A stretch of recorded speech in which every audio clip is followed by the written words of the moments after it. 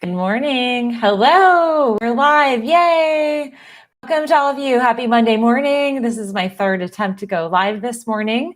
Today, I'm very excited. I'm going to bring Instagram on board. Today, we're going to talk about cleaner, healthier air and specific information regarding COVID and air quality and some ways to measure if you have clean air or good circulating air. Here, I've got my windows open. I actually have my UV air filter that I'm going to provide some more information for all of you. But I want to welcome each and every one of you to our Monday morning live show. I'm going to share with you a whole bunch of worldwide and domestic related COVID news. And then if you're watching on the replay, skip to the description box, check it out down below. There'll be a timestamp where we talk about the air quality and something called air change per hour, which is the equation. And I'm going to break down some information about how to check the ventilation of where you work and your schools and things like that. So welcome to all of you. I just want to do some quick housekeeping for all of you on the live and on the super chat. Pat and Ron they won't be on this morning. And just for their confidentiality, there was a medical emergency in their family. So send lots of healing energy to Pat and Ron, and hoping everything sorts itself out, and we'll have them back on in sometime this week. So crossing my fingers. I don't have any updates right now, but definitely we love Pat and Ron, and they are fantastic. So you guys won't see her moderating. So I'm going to try and do both, communicate and moderate. So let's dig into some news. It's been a little while since I've been on live with you, and I just want to share with you the world's at 33.1 million new cases of COVID. The US is at 7.2 million. India surpassed 6 million. They are now at 6,078,000 new COVID cases. And then we have Brazil at 4.7, Russia at 1.1 million. The total global death toll is nearing 1 million dead because of COVID. And I'm going to share a bunch of international news. I just have a lot of details to share. Victoria in Australia is beginning or close to easing their restrictions. The UK is warning of a coming surge. Right now, UK university students, many of them are stuck and locked in their dorms. There's $1,000 US fine. I don't know what that equates to in pounds, but they're being fined in the event that they are out and about. And France is now warning that if there are not measures taken to limit the spread in the next 2 to 3 weeks, France will have another massive outbreak. France in just yesterday, they had 14.4 thousand new positive cases. They actually had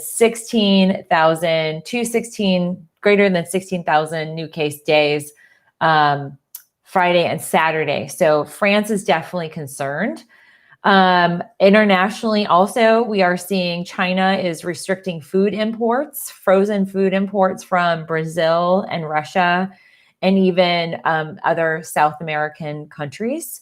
Greece has apparently a cruise ship off the coast that has infected individuals. And that is something that I wanted to kind of highlight. You know, the cruising industry might be hit long-term, and this is just not domestic, this is international. And Europe has been reopened, but that still doesn't minimize the fact that in these contained spaces, that's where the contagion lies, greatest risk. And we'll talk more about that. It's all about air quality and particulates and particles in the air. The other thing I want to highlight that is really kind of interesting is that Romania, there was a village that had a mayoral race. The mayor, one of the candidates apparently had COVID and died of COVID. And in the period of time from his death due to COVID to this election, they didn't remove his name. He actually won the mayoral race. Craziness. And then also, it's kind of funky, Milan, the fashion weeks are going on. So there's the Milan Fashion Week, and then Paris has the Fashion Week coming up. Milan Fashion Week, one of the designers used puppets and sent puppets down the runway instead of people. So who knows what's it going to do to the fashion world? But, this is all kind of us dealing with COVID. Let's talk a little bit about domestically here. We are at 208,118 COVID lives, or lives lost due to COVID. So our fatalities continue to increase. We are dipping below the 35,000 new cases a day mark. We are at about almost 34,000 new cases. But unfortunately, nearly half of our states, 24 states, are on the rise and double-digit rise. So 10% or more on the increase of new cases in 24 states. Particularly hard hit is our states in the heartland and the Midwest, except for Ohio. Ohio is doing much better than some of the other states. Currently, the main epicenter right now of outbreak is Wisconsin. And they have been setting new COVID day records. Okay. Oh, Pat, you're on. Okay. So yay, Pat. Ron's having an urgent test this morning. If it's not a stent problem, it could mean open heart surgery. Oh, gosh. Okay. Hugs and love to all of you. So lots of healing energy for Pat and Ron. Thanks for the update, Pat. Okay. So quick update also. Other states in the heartlands and Midwest, Minnesota is on the increase. Oregon and Utah, they've had increases in the last 7 days. I also want to highlight that in Minnesota, there are researchers, COVID survey teams going into certain communities, trying to find out the degree of spread. They're going door to door. There's communication with families. Apparently, this group, they've been out and about. They're being approached and attacked with violent racial slurs and even guns pointed at them. There's intimidation tactics happening. And, research is helpful in terms of education, but also where to get testing, where to get supplies, what hospitals, community, small rural hospitals, where all of these cases are going to end up and where they need support and resources, which is very disconcerting. The other thing that big news that came out, Massachusetts had that big outbreak in the spring with the VA, or not the VA, but it was a military veterans nursing home. The leaders now, 2 of the folks in charge of this nursing home, they have been indicted. There have been criminal charges waged against them, particularly for neglect. They merged, the big error that they made is they merged 2 dementia care units. And that ended up having all of those patients just be exposed to COVID. So that merger was kind of the impetus of that major outbreak, and it spread outward. Okay, so we've got Brenda. I am in Wisconsin and want to hear this buffering nonstop. Yeah, I don't know what is going on this morning. YouTube, it seems like we're okay. So maybe you want to head over to YouTube and just Google YouTube search natural resources. I'm on live there as well. Okay, so here's some other stuff. Harvard, there's a study out of Harvard that highlights, specifically, it was the airline industry hired Harvard to do some research to identify what the spread and the risk of COVID for airline travel, particularly trying to find out themselves what they can do to improve, to ensure that we as consumers have confidence as travel begins, or people who are traveling. The study confirmed that there's a less than 1% risk of COVID with the HEPA filtration that occurs. And I'm going to get into that. I've got a bunch of information about the kind of circulation of air, and the airlines actually being on an airplane, the circulation is actually really high quality as long as it's being HEPA air filtered. So that paired up with mask wearing keeps the risk at 1% or less. Now, there's also something that is being tested out at Delta Hub. So Atlanta is the core hub here for Delta, and the airport's TSA is testing out new antimicrobial TSA bins. And so, that's really critical because you have purses, you've got backpacks, you've got stuff that might be high touch points. People put it in the bins. You see 30 or 40 bins in like 5 minutes, and that's a lot to clean. So these antimicrobial bins will be a way to minimize spread from one person's, belongings to another's. I got to get rid of that pillow. Okay. So that's one thing. The other thing that's out is it's called Global Health 50/50.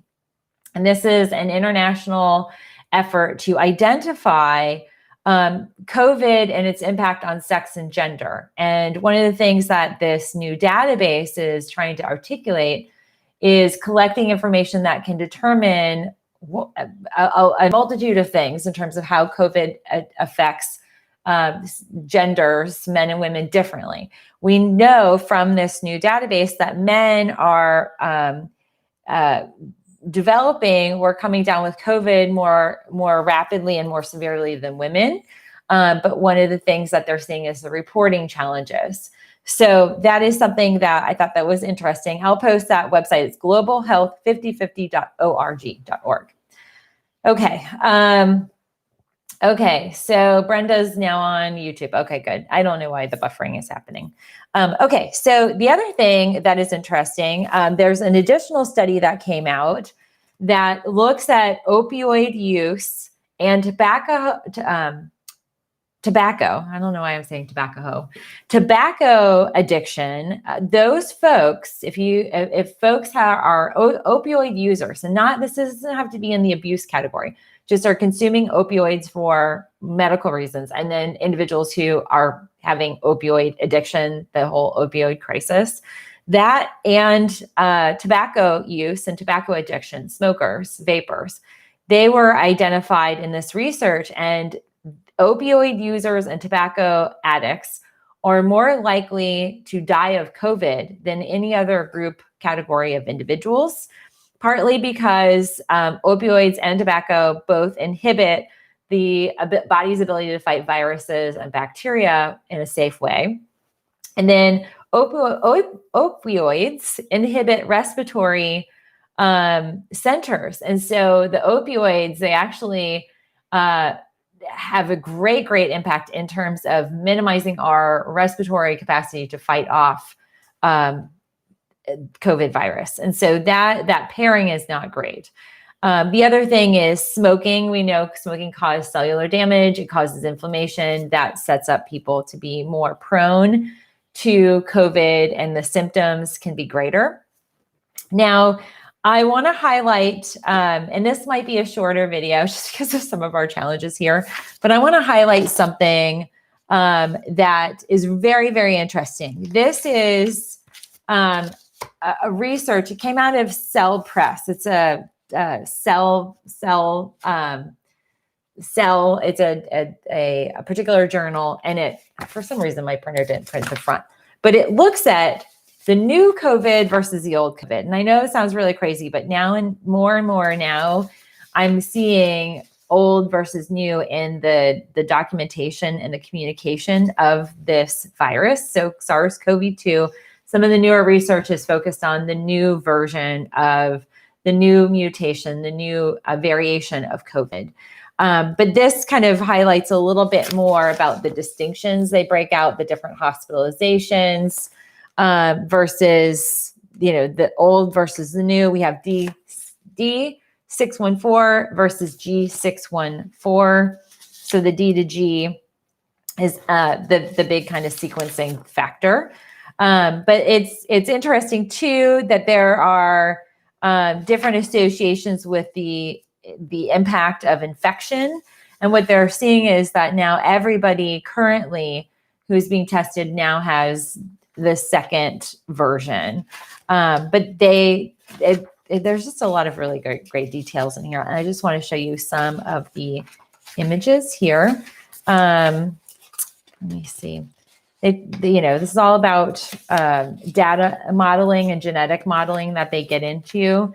But they look at the different sequences of this. This is a sequence profile, so they actually break down the kind of mobility and the growth of that virus. But they look at, prior to March 1st and then after March. And so March is kind of the time frame that we see that change in that particular mutation. Also Australia, same thing. We have different locations of that. in Australia, and then also different parts of Asia. So India is getting hit hard by this mutation as well. And they sample Santa Clara, which we had a lot of data about Santa Clara, and the antibody testing that came out. So there's just a lot of really great details about this. And I wanted to share that with all of you because there's definitely a variance in terms of just that growth. And so just, you might start to hear old versus new COVID. If you read any of the research pieces that I highlight, that's a common kind of phrase. Now, the other thing that's really interesting, and this has spawned today's topic about high quality air and the role of measuring air. I want to show you this really, really cool device. It's out of the University of Maryland School of Public Health. They have this contraption. This is called Gesundheit 2. So Gesundheit is bless you in German. And so this is this funky contraption. It literally is this like cone, and it's capturing air particles. And this, the lab, the University of Maryland lab, used this Gesundheit 2 and this latest research. And this cone on here, this cone actually sucks up particles, large and small size particles, and it really looks at the research that they do. They wanted to look at the viral droplets of the small particle size, because it used to be thought that, well, the big droplets, they kind of drop down. Now they're articulating, as we learn more, gather more information, have more research, is to identify these small particles. Is this possibly why we're seeing a great amount of spread? And particularly in closed spaces. And some of the super spreading events like churches and indoor events, weddings and things like that, this could very well be part of the reason why we're seeing these super spreading events. And this particular lab, the Gesundheit 2, if you're tuning in, this particular unit is out of a lab in Maryland. They have identified that these small particles that are containing viral droplets that are contagious, they actually spread like cigarette smoke. And so if you think about this, like I hate cigarette smoke. I can't handle it. And I can smell that stuff. Like if somebody is 4 blocks away, I can smell it. Well, that is what's kind of interesting about what they're looking at, is that what we need to really pay attention to are these the cigarette smoke like trails, these kind of plumes of air particles that actually move, and they can be airborne for anywhere from a few minutes to a few hours. And this is why we saw the CDC kind of go back and forth with initially putting out, we have an aerosolized situation of spread, and then it came back because of some politics, and I'm not going to go into that. I spoke about that last week, but then they've relaunched that out there, and this is really critical. We need to understand that air quality and the way that these small particles are charged with viral particulate. This is why there are some instances of super spreading events, and why being indoors is so dangerous. So that I think is really interesting. And I want to transition this into a topic about air ventilation. And I actually have here, it's hard to see, push it back a little bit for all of you guys on YouTube, but this is my air filtration unit. Let me push it back a little bit more. Okay, there we go. Hopefully you guys can see that. Okay, so Instagram is buffering. So you may not be able to see it, but I've got it right there for Instagram. Okay, so right there, that is an air filtration unit. And essentially, when it comes down to air filtration, air ventilation, this is really critical in the world of keeping cleaner, healthier air. And this is relative not just to COVID. This is for, the cold and flu season. This is for many of you who have allergens, many of you who might have mold sensitivities and sensitivities to dust and pet dander. Checking your air ventilation is a good way to actually limit and prevent COVID-19 spread. And there's more and more scientific census and research like this Gesundheit 2 that highlights that this spread of COVID is coming from small size particles. And when we use air ventilation tactics, and I'll share with you several, we can actually help the air change per hour. And this is what is really critical. There is something called ACH, air change per hour. That equation is what they identify as either being, stagnant, very charged, small particles of lots of viral, bacterial particulates versus moving and a lack of kind of stagnancy of these particles. So we want less density when it comes to these particles. And so having ventilation is going to move those particles out of the space and limit and lower your risk of ultimately being exposed. So I want to share with you an equation. I've got this here on my phone because it's so fascinating. So you can actually calculate your air changes per hour, and figuring it out is sometimes a little quirky. Like you need to know the volume of air in your space. So that means the width times the length times the height of your ceilings gives you the amount of outdoor air flowing in. We measure that in cubic feet per minute. And then the last metric is something that you might find like an air filtration system. So literally the equation is ACH equals air change per hour equals cubic feet per minute times 60 divided by the room volume. I will post, there's a calculator that you can plug all this in. So you don't have to, be all math science, math whizzy, but there's an online calculator where you can calculate that in. And that gives you a better idea of your outdoor airflow rate. There's PDFs that I'll post out there for you guys, but you want to know the movement of your air and the circulation. And understanding that gives you the ability to increase that when it's too low. And the average, what we see in the average zone is about 3, like the ACH, air change per hour, 3 is on average. 6 or more is ideal. So 6 or more is what you want to achieve. So let me list off for you. They've put together a few things that are estimations. So a typical home, an air change per hour in a typical home is 0.35. Now, 3 to 6 being ideal, it is way lower than necessary. So in a home, what you can do, and this applies to anything, you can crack your windows, turn your fans on, put on your air filtration, run your AC and have the fan going. That's a way to increase your ventilation. Also, having plants, like you see peace lilies here. There are a lot of plants that oxygenate your air. That also helps with airflow. They help filter the air. Now, a home, so the difference between a home without windows and any of those activities happening, if you open just one window in a home, it goes from 0.35 up to 0.8 to 1.3. So open 3 to 4 windows and there you go. You can increase that.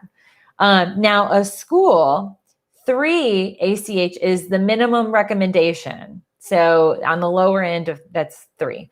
At a school, the average is 1.5. So your air change per hour at a school is 1.5. So Instagram, head over to YouTube. Instagram's buffering for some reason. It looks like YouTube's doing okay. So see lots of comments coming on. Okay, so schools average 1.5 air change per hour. We want it to be 3 to 6 or more. An office, your office generally is a 6 to 8 air change per hour, which is recommended. Now, this is interesting. The New York City subway, that's been measured. That's an 18 air change per hour. So a lot higher than expected. Challenge here is you have volume of people. Parked car with the window open is a 6.5 on the air change per hour. A moving car, so car's moving 72 miles an hour with your air off, is less than 6.6 air change per hour. Airline or an airplane is 10 to 20 air change per hour. So that's the circulation. So there's 10 to 20 cycles of air per hour on an airplane. In a lab, like this Gazoon-tight lab, that's been measured between 4 to 8 air change per hour. So there's a lot more ventilation. Now, this is really interesting. For any of you who have put off doctor's offices or, appointments in a doctor's office or even your dental office, they've articulated a patient room at a dentist's office is between a 6 to 12 air change per hour. So there's some ventilation on that. Now, in a medical facility with patients who have been affected by airborne diseases, i.e. COVID, 6 ACH is the minimum, 12 is what's recommended for the new ones. I think that is very, very fascinating. So there are a few ways to increase your air change per hour. First thing is to ventilate. Open up your windows, more than one. If you can do cross ventilation, turn your fan on. That gets things cycling as well. Add in air filtration units. Add in UV as well. Like this is a UV air filtration unit. Actually, it's not on. I turn it on, but there's 2 little lights here that will, they turn on at night. I need to do a video where I shoot it at night and you can see the blue UV is just filtering all the air. UV is cleaning and clearing the air. And this particular unit has a filter at the top.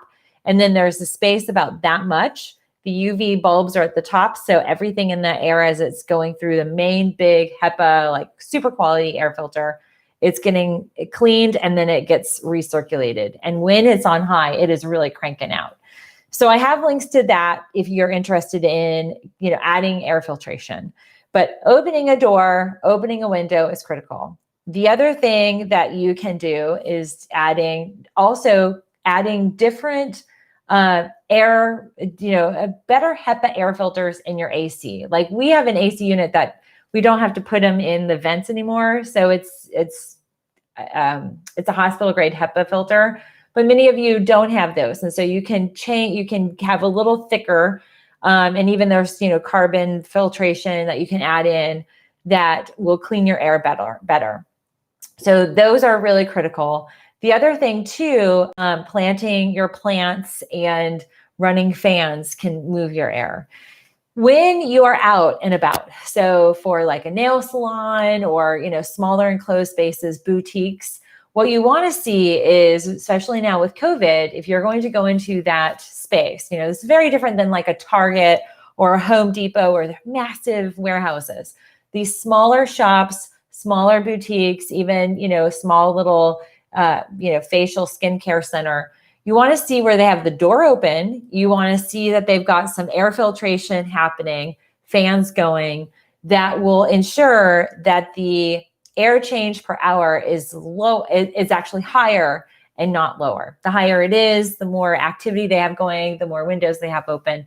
It's a better quality of air, and you're not going to have the stagnancy of air. And so that limits the amount of these, from the Gesundheit, and what they're looking at, these small air particles that are like cigarette smoke fumes. And that is what we have to be careful with. But again, enclosed spaces are really what it is critical. We want higher air ventilation and better circulation of air. Okay, so let's see here. I've got note for all of you. Friday, we will do our live show on Friday. I had to cancel our live show on Friday because my Daisy, my puppy, she got into something. We don't know what specifically. We have some ideas, but she had major issues, upper and lower GI bleeds, and it was craziness. But she's on the mend. But I stayed up with her basically all night, giving her meds.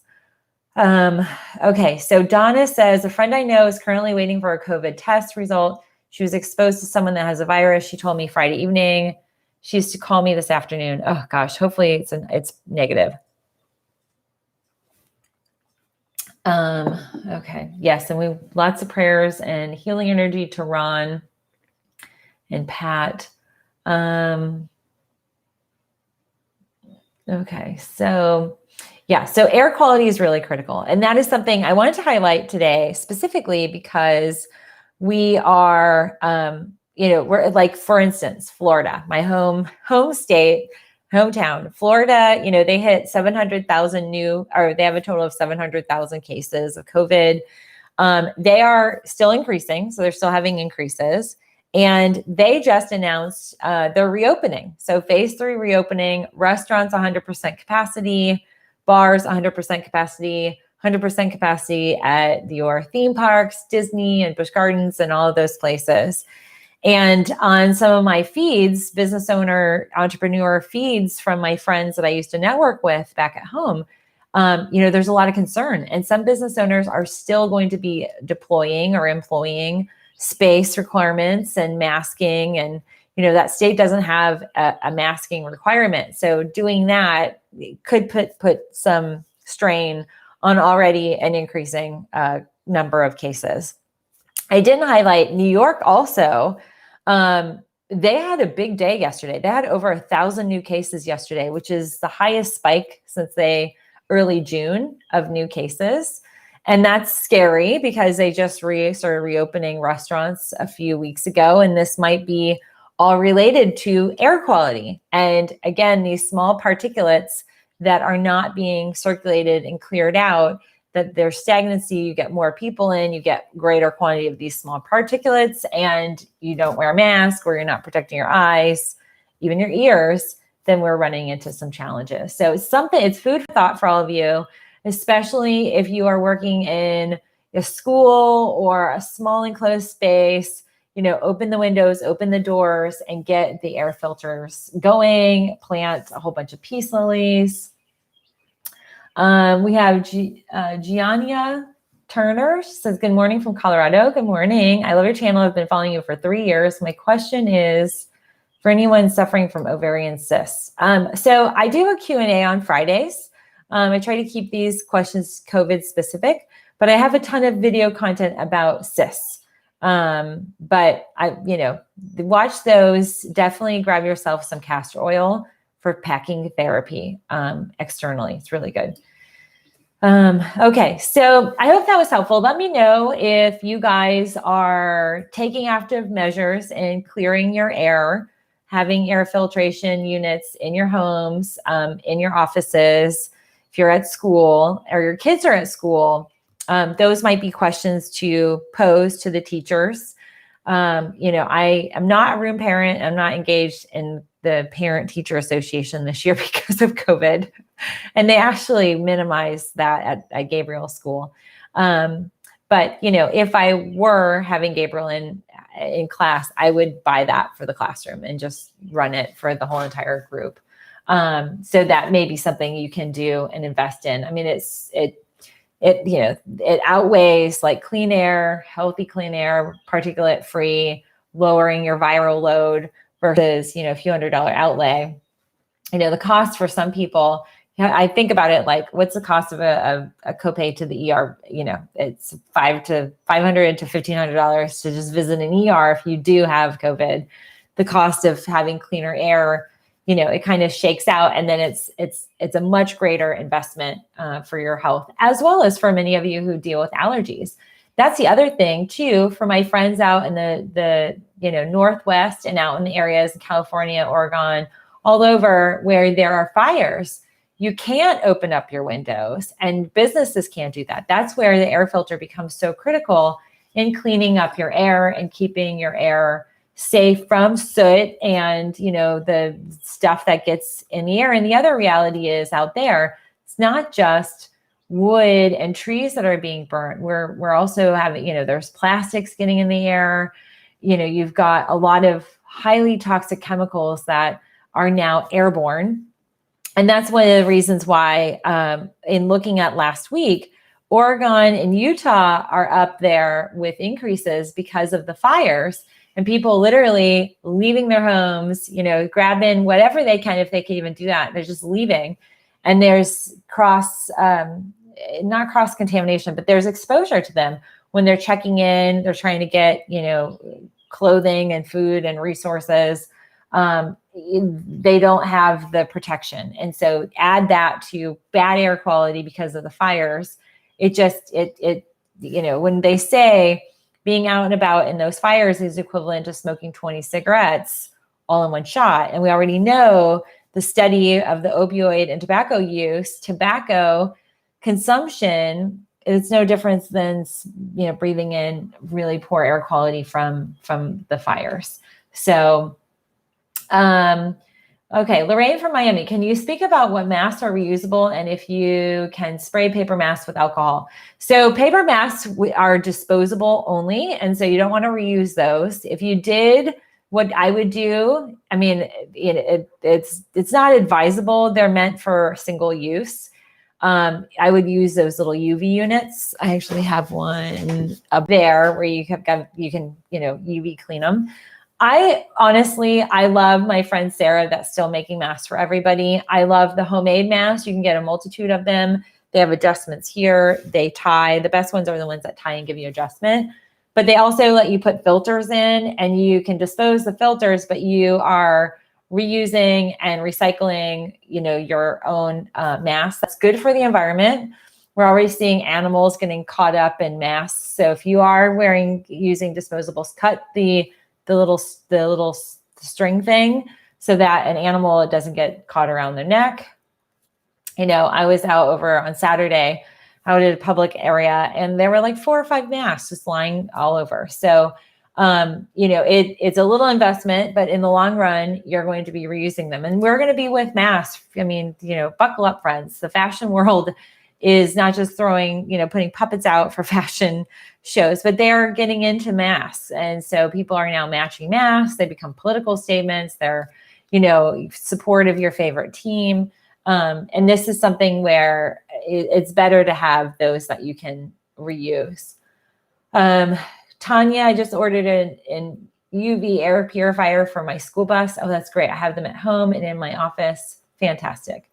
Alyssa, are you using one air filtration per room? So yes, I have a multitude of air filters. We have 2 floors. We have 2 air systems. So, and I have 3 dogs and a toddler. Actually, I don't have a toddler anymore. He's 5. He's not a toddler. It's so crazy. So we have them all over. And now we're doing some home construction. So I will move them up there and run them to get rid of the air, the particulates up in our master bedroom, and the new laundry room. So yes, I do run them. And I have plants in every room. I have them in the bedrooms. I have also you can't see them here, but I have my little UV light. I don't have it on in my office, but I have the UV light also. But yes, so depending on your square footage, like this, is a much bigger unit that covers a bigger amount of space. I will also move them. And so they all have wheels and, a little plug. So, I'll have it running while I'm in here. I might move it out there. I run them at night. And we've noticed that it's cut down the dust. I mean, 3 dogs and they're outside. One's really long haired. It really helps clear the air. And it's been noticeable, pre-UV air filtration versus not. And you don't need the UV. The UV just takes it up a notch. Let's see.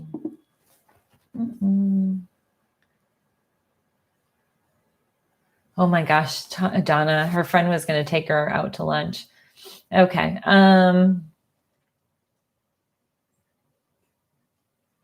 Ernst, I'm in a job. Job is requesting start 1 day out week, work at office, and other workers do COVID. What do you recommend to protect yourself other than mask? So in an office, I have a lot of video on this, but in an office, eye protection, making sure like I would not be drinking, open water like this. I'd drink bottled water that has a cap or some sort of, I don't say bottled water, but like some sort of container that you can actually close. I would not be drinking straws either in that setting. You want to minimize any type of stable, stagnant item that could have particulates get on top of it because it's circulating. But I would have filtration near your office. There are UV units that you can plug in and that have USB connection. I'd have plants in my space, depending on, what type of work you do. Some people just don't have that ability. For like Tanya, she's ordered a UV air purifier. That's really smart. On the school bus, the ideal thing would be having all those windows open, but if it's raining out or it's too cold, you can't always do that. And so that's very, very smart. And everybody, even the kids that are going to school, teachers, they're now employing mask breaks.